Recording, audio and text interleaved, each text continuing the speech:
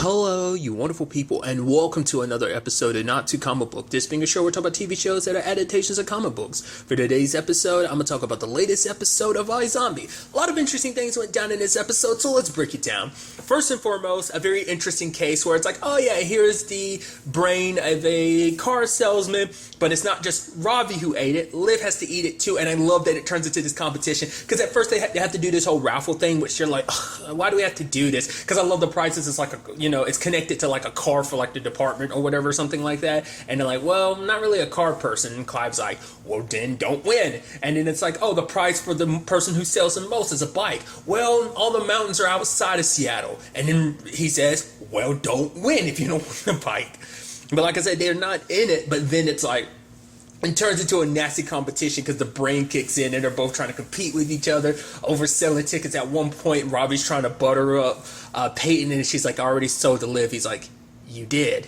And then, it's like just around, trying to outsell each other, outdo each other, the toothpicks in the mouth. I love it. I love it when they're talking to Gina, like Rick, the victim, his wife. I love the whole situation of being like, oh, the fact is that, it's like, how's the death penalty sound? Wait, you don't like the death penalty? How about life behind bars? Trying to pitch that to her, and it's like, Robbie comes in there pitching like, oh, what about the life insurance policy? And he's like, oh, I just went with my gut and everything, and I love, Clive just getting so annoyed. It's like I said, I feel like so much of the show, he just kind of like, eventually when he found out, Liv's thing, her process and everything, it's like, all right, I just kind of go with the flow of it. But just like, it feels like at this point in the series, it's just kind of like, man, you become the most obnoxious people because of this whole situation. I love it. I even love at one point in time when it seems like Clive is the one who figured everything out, and they're kind of looking like, wait, what? And he's like, this is what I do. He's like, feels good doing what I do, being the closer and everything, because they each were trying to be like, I'm the closer, I'm the winner. Oh, I had a vision. There was even that moment I love where Ravi was like, I had this vision, and someone smashing in the windshield writing "Die Pig" on Rick's hood or whatever, and then the question becomes like, oh, like, did you see who did it? And Ravi's like, no. And you have Clive being like, of course, you never do. And you almost have this look on Liv's face like, wait, what? Like, I think that's supposed to be almost a jab at her, because the fact of the matter is, it's like, you never see everything that goes down. I think that was kind of like the whole point. I love that, because obviously with the visions and everything, you only get bits and pieces, but still. I just love the whole, like, them going back and forth. And I love that at the end, it's like all this competition, and they tied. And now they have a mountain bike, but they have nothing to do with it. I mean, it's also the fact is, I'm sure by this point, I think a little bit of the brain was still there, because they ended up, loser, I win. It's like, oh, but nope, you're tied. So I love that. It's so good. I was actually kind of surprised to find out that the person behind this was, the dad, that Jack.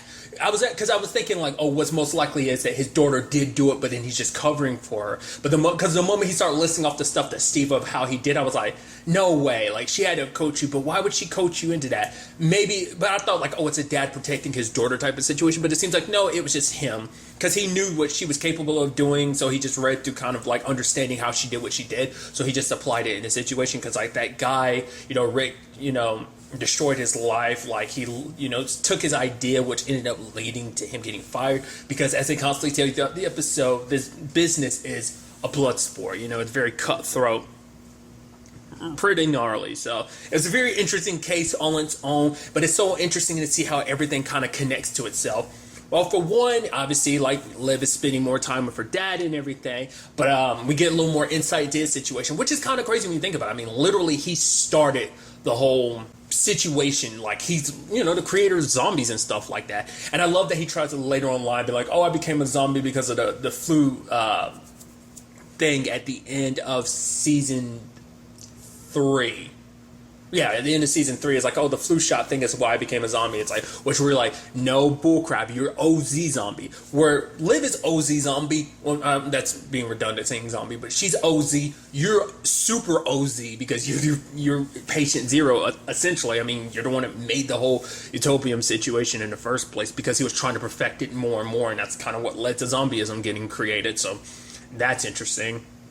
It's also interesting, he's not an idiot too, so it kind of makes sense how he planned all this stuff out, because the fact is that he's smart enough to make Utopium shows you kind of like what kind of mind that he has. I think the whole just aspect of being a junkie just kind of, interfered in that. I mean, we never really found out like why. I mean, I guess there's no real reason why. I mean, just circumstances happen to lead someone down that path. We don't know what led him down that particular path, but still. But it's also interesting too, because we understand why he's called Beanpole Bob now too, because it's like, oh, because it came about because of the shirt and everything. I was like, because like, yeah, Robert and everything, but it's like, no, it was more so because of the shirt and everything that kind of lent itself to his name and stuff like that. I wonder did anyone really actually know his name as like Martin Robert. I wonder was that the whole name, but nevertheless, obviously Liv and him are having this situation of like, trying to figure out their relationship and stuff like that. He's been out of her life because now for the first time she knows for sure.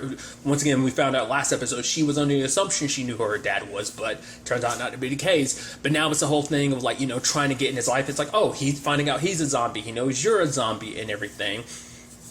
And so it turns into this whole thing of her realize, because he tries to fool her and be like, oh, I'm clean and everything, but she sees the signs. It's like, she's a doctor. She knows that he's, still using and stuff like that. And so it's like, oh, you giving me a reason to kick it. And it's like, is that true? Liv even asked Clive, but he's like, yeah, I've heard of a situation of people who've, doing drugs for like 30 years, kicking it out of nowhere.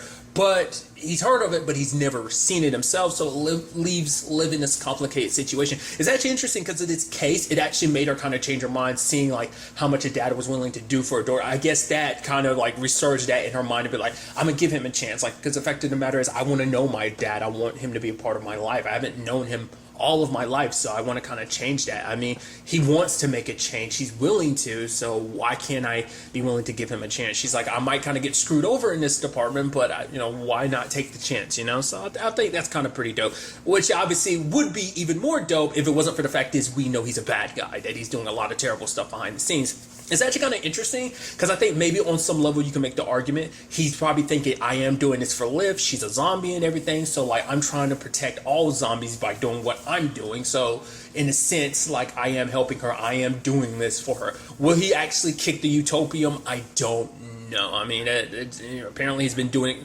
drugs for a long time, and obviously the Utopium habit has not disappeared subsequently since becoming a zombie. It's probably intensified. But it's a whole complicated thing because obviously he probably didn't know that Liv was his daughter. Obviously, because, Liv's become a household name now because she's renegade and everything. Because you see him at the end of the episode watching the video of Liv and everything. And even Enzo being like, oh, you might want to be careful. She sticks her nose where it doesn't belong. And it's like, oh, she's super stubborn and like, she's very set in her ways kind of situation. He's like, I've heard. But the fact is, it's like, he's like, no, I know what I'm doing, so I don't have to worry about, like, me going back on what we have planned or whatever. But it makes you wonder, will, Liv being in his life now complicate that? Will he be like, oh, will he have a change of heart when this is all said and done? Or does Liv being here part of the plan too? It's like, oh, I can use her. I mean, to be fair, he's already using Renegade because he's already snuck someone in there anyway, amongst our group. So the question then becomes like, okay, so what is it he has planned? Like, does Liv herself, like now that he's bringing her into the fold, is he trying to keep her close so he can get even closer look at her operation, even though he already has someone inside? Or just does he plan on manipulating and using her? Or it's like, if she's close by, I can keep her at bay away from all the other stuff I'm actually up to? Or does he plan on bringing her into the fold to be like, oh, I'll sway her to see things my way? Which we've seen what he does to people who don't sway his way. He kills them, which is like, this is your daughter, so it might be that complicated thing of like, is he willing to go that far? Is he not? It's going to be interesting to see where like his story ends up taking us, because we end up kind of diving into it in this episode, obviously, of like parts of his plan, because one of his people ends up scratching a doctor. That same doctor is examining the U.S. government officials that came to Seattle to meet up with Fillmore Graves, in particular, obviously, with Major and Peyton, to kind of understand what it is that they have planned. With the whole, like, oh yeah, here's this zombie island that was kind of being checked out for potentially the 300 zombies that we knew existed at the time. Granted, that's boosted up to 10,000 now. So it's a whole thing of like, okay, so you want us to ask the taxpayers to fund they also use their money to fund this island. But, for Major, it's like, this is the best option. This is the most peaceful way we can go about this, especially going forward in good faith. Obviously, that's not 100% true, considering the fact is that a general's daughter was kidnapped, and he's like, oh, like, you guys are terrorists holding a whole bunch of humans hostage. The fact of the matter is, you guys, he's like, I basically can't wait to walk through the rubble of Seattle. I was like, Jesus. Because for him, it's like, it's almost like wiping you guys out along with the other tons of people here. It's like, holy crap. It's almost like, I guess it's almost like for him, it's like it's a necessary sacrifice to wipe the scourge of zombies off the planet or something like that. I mean, obviously he's got personal stake in this and stuff like that, but still, which we also know, like, his daughter was kidnapped. Obviously Major's not saying that, but his daughter was kidnapped by Martin and his group. The question is, why? I guess she's supposed to be future leverage. I guess it's what it's like. Oh, not leverage for Fillmore Graves, but leverage for what they want. Because it turns out they scratched certain government officials. Like, for example, one of them ended up being a senator, and it's like, all right, that doctor played a role in that because I scratched him because he'd have the access to these particular people. So the plan is now you work for us and you do what we say. So it's like now you have government officials. I guess the point is to kind of make a good chunk of the hierarchy of the U.S. into zombies. This gives you access potentially to the president so that, when the president, could potentially get scratched and he becomes a zombie, that way I think they plan on having, obviously it's like this delays a lot more stuff too, because at least this way they had it before. There was at least one general that was kind of pro-zombie just because of his daughter in this, obviously, in this case, but now this kind of gives him even more ammunition. Like, what they're exactly planning, I don't know. I assume it is type of, get the president on our side, along with a lot of government officials, and once people in hierarchy positions are zombies, will do a lot more zombie favorable stuff and will probably put humans kind of on the hunting list of like, oh yeah, give us brains and stuff like that. I don't know. I don't know whether he has a full-blown diabolical plan, or is it the type of situation of you do some bad for the ultimate good of keeping zombies alive. That might be his whole shtick. It's kind of interesting considering where he started off at. It's kind of like, I guess to be fair, like, we don't know if he was a terrible person. Like, Blaine was already kind of a shitty person before he became a zombie. So maybe Martin wasn't necessarily one. Maybe he was pretty neutral. Like, yeah, the whole drug situation, sure. But like I said, we see that he's smart. So maybe he's thinking things like from a, certain perspective of like, oh yeah, like I can do good by doing this, even though I have to probably go about it the wrong way. Or maybe he's doing this for personal reasons. That's kind of what I'm getting at. Like, I'm wondering, is he as selfish as Blaine, that he has his own, he wants to benefit from this in his own right. But, he seems more altruistic. Another angle to this, we'll have to wait and see. I also love the fact is we get to see bits and pieces of the iZombie episode, which is interesting considering the fact is that legitimately feels like that could be a real comedy, which is so crazy to me. I love that we have like the crew, Peyton, Ravi, Liv, and Major watching, but you also see Blaine watching it later on, and he was like, Pete TV, and closes the laptop. I completely forgot that he's living in Donnie's mom's basement. I forgot about that. But it's like, I bought your mom some nice stuff, like a washer and dryer, super quiet, unlike her son. And obviously Donnie's it's sad because Donnie's still the grunt and everything, because even at the bar, he's having to do stuff. It's like, before he wasn't doing the grunt work. Now he's stuck doing the grunt work because he's the one that owns the bar and everything, so it's complicated. I love Candy being like, if you want to, we could switch and, you could be the zombie prostitute. But Blaine's living it up, which, probably pisses Donnie off quite a bit. So there's that. And obviously Blaine is, running his operation. I even love that the guys he get like, wait, we're kidnapping kids? He's like, no, teenagers. There's a difference. They're borderlining adults anyway. But it's like, okay, it's like, they have moral issues, these guys, and then you slap on an extra 10,000. They quickly got over that. I was like, I thought the twist was going to be like, they have kids themselves, so they're not going to do this. It's like, no, I guess it's like, even if they did, it's like, well, it's not my kid, so I don't care. That might be the mentality that they have, but maybe that's not the case. Either way, now, Blaine is building up his operation. Once again, even when Blaine gets knocked down, he finds some way to get back up. Which I'm curious to see what this means going forward. Obviously with him, like obviously Mr. Balls has him and Donnie kind of have their play with Major and everything. Well, that's more so Mr. Balls, but I'm assuming, Donnie's a part of that as well. So there's that, but I'm curious to see where that kind of goes going forward with the whole Alice situation, considering the fact is, like, I still get the feeling like Blaine's still going to get his revenge. I'm curious about that. Once again, he just doesn't know the connection between Alice and Mr. Balls. Maybe when he eventually does, maybe that'll add layers to it. Maybe it's going to be interesting, like I said before, like how that plays out. Whether he's going to end up going after her knowing that she's Mr. Balls' niece, or goes after her not knowing that, and then Mr. Balls comes after him later. I brought that up in the previous episode, might have been the episode before last. Either way. So there's that. But then, like, Donnie runs into Darcy, and it's like, oh, I'm in love.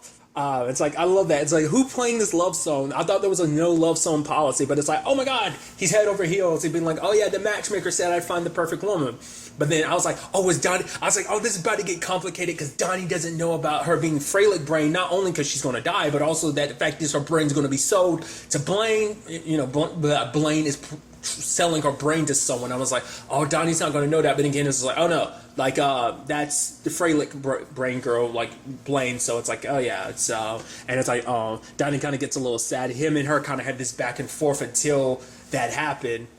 And she's like, oh, I thought we hit it. But then Donnie's like, no, like, he tells her about the matchmaker and everything. But he's like, but you got the Fralick brain thing, you're going to die. And she's like, well, yeah, but aren't we all going to die? She's like, shouldn't we, rock out before we clock out? And Donnie kind of, and it's like, hey! And then there's a whole thing of, like, him starting a bar fight for her because it's like, oh, like she has a bucket list she's trying to like run through as fast as possible. So it's nice to kind of see that. Like, that's an interesting turn I didn't expect to see happen, and it's almost very sweet. It's like how these little things like that love, matchmaker thing led to this, and it's so interesting, like how storylines go in a direction you wouldn't expect them to. It never clicked in my head to even think that would even line up the way it does. But obviously that's going to turn to a complicated thing when Blaine is like, all right, so I'm going to need your brain now. But Donnie's like, no, I like her, I'm not going to let you do this to her. Might not have a choice, and it might get done behind his back, and then Blaine gets, Donnie turns against Blaine. Hell, we might even see Donnie straight up kill Blaine because of it. Once again, that's my thought too, is like, maybe Blaine doesn't make it by the end of this series. It might not even be a situation of like, oh, hey, like, he gets arrested again. It might be, no, he's full-blown dead. Question then becomes, is it going to be Donnie or is it going to be Mr. Balls? Hell, because of their relationship, it might even be both, depending on how things end up playing out, like I said. So that's just really interesting to see things kind of going down that route. Obviously, Ravi, I love that whole situation of like, oh yeah, like Darcy's roommate got called and she called Darcy about it. And it's like, yeah, it's something to do with a fake British accent. And, it's like, no, the accent's real. And he's like, yeah, you should probably stay away from it. And the guy just wants to do science on your brain and stuff, blah, blah, blah, blah. It's like, which is sad because it's like, he's actually trying to protect her and stuff like that, and because he feels the most responsible because he's the one that discovered all of this. Well, that was, yes, but still. So he blames himself for if anyone gets hurt or killed because of this, hunted down because of the brains, which we see that's happening because Blaine's doing his operation the way he is. So all of that is just so fascinating. I'm so interested to see where that all ends up taking us going forward, kind of Donnie's little love story. Also, side note, I almost forgot about the fact that he had his twin brother, Scotty. It's like, I was like, right! I mean, to be fair, Scotty died like early on in the show, so, but still. Also, side note, it's the weirdest thing seeing them non-zombie. It's so weird because it's like you're seeing Donnie and Scotty. It's like, yeah, it's so weird. I'm seeing you as a zombie for so long. Same thing for Blaine. It's weird seeing you with like non-pale skin and non-blonde hair. It's so weird. It's like you've been like it's kind of like the same thing with like Rose McIver. It trips me out when I see her not having her hair blonde like she does as Liv, because it's just, I've seen her as Liv for so long, so it kind of trips me out when I see her not having it. So it's so crazy to me, But nevertheless, like I said, I'm very excited to see where the next episode takes us going forward with all of this. But really, that's all I want to talk about. So the next time we meet, be happy, be safe, live life to the fullest, and enjoy it. Good day, and goodbye.